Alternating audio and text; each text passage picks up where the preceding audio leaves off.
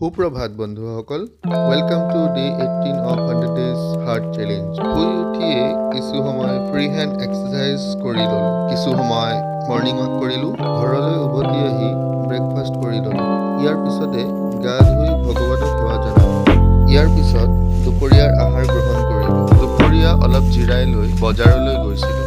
এতিয়া ভাগৱত গীতা পাঠ কৰিছিলোঁ আৰু আজি দ্বিতীয় অধ্যায় পাঠ কৰিছিলোঁ। দ্বিতীয় অধ্যায়ৰ